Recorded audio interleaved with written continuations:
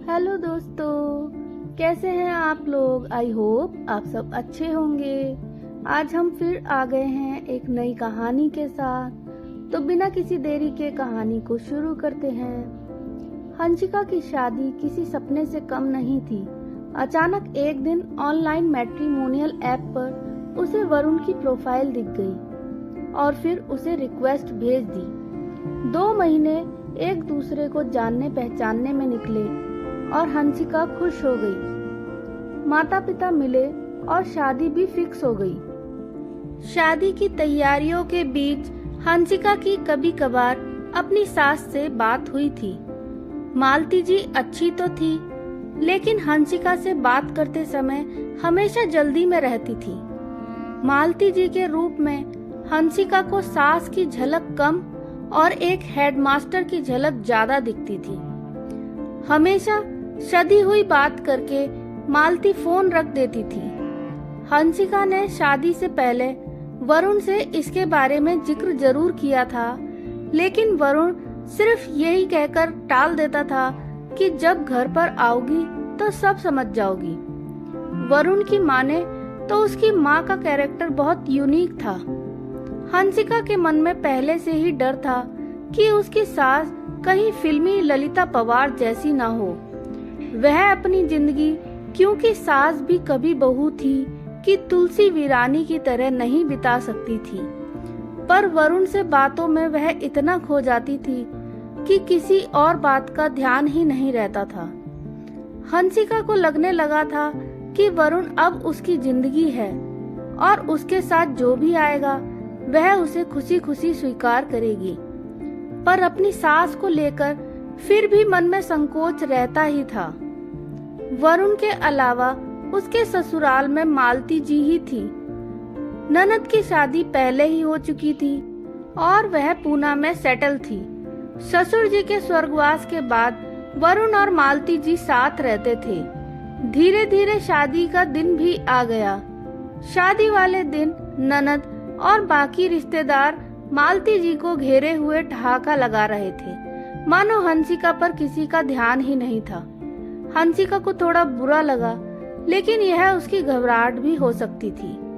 फेरों के वक्त उसे अच्छा लगा और विदाई भी हो गई। घर पर आने के बाद हंसिका एक कमरे में ही बंद थी।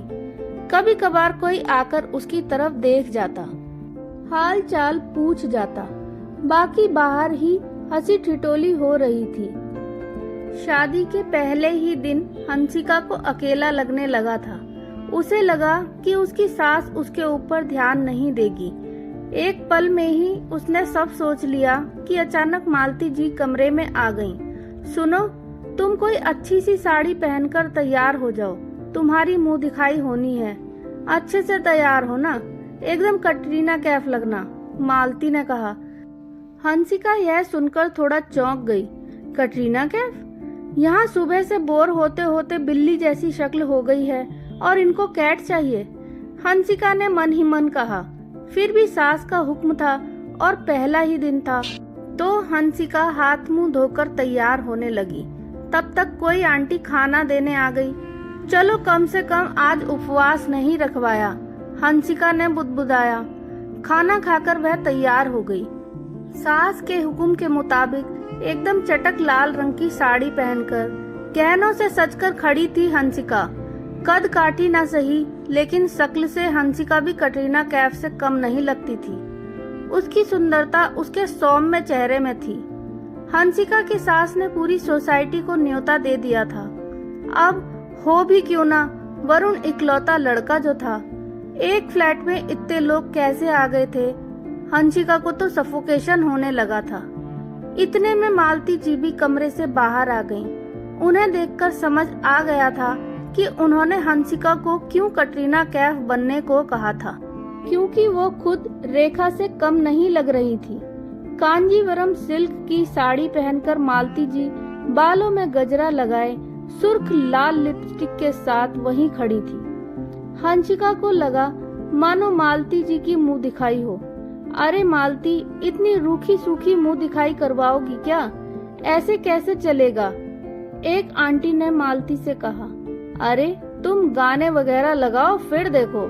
हंसिका सोच ही रही थी कि मुंह दिखाई में रंग कैसे जमेगा कि टीवी पर बिपाशा ने जोर से चिल्लाना शुरू कर दिया, बीड़ी जलैले जिगर से पिया। हंसिका संभल पाए इससे पहले मालती जी ने ही डांस करना शुरू कर दिया। अपनी सास को इस अंदाज में देखकर हंसिका के तो होश ही उड़ गए थे। कांजीवरम साड़ी में गजरा लगाकर मालती जी डांस कर रही थी और मोहल्ले की सारी आंटियां ताली बजा रही थी। हंसिका की मुंह दिखाई है या कुछ और? हाय रे बेचारी, सारा ध्यान सिर्फ मालती जी पर ही है। हंसिका की लाइमलाइट तो किसी और पर चमक रही है। सास अकड़ू हो तो बात अलग है, लेकिन हंसिका की सास तो फिल्मी निकली। इसके बाद हंसिका से ऐसी फरमाइश की गई कि उसके तो होश ही उड़ गए। ये कैसे ससुराल में आ गई थी हंसिका? मालती जी ने आखिर ऐसी क्या फरमाइश की थी? यह जानने के लिए देखें कहानी का अगला भाग। ऐसी ही और कहानियों के लिए हमारे चैनल को सब्सक्राइब करें। धन्यवाद।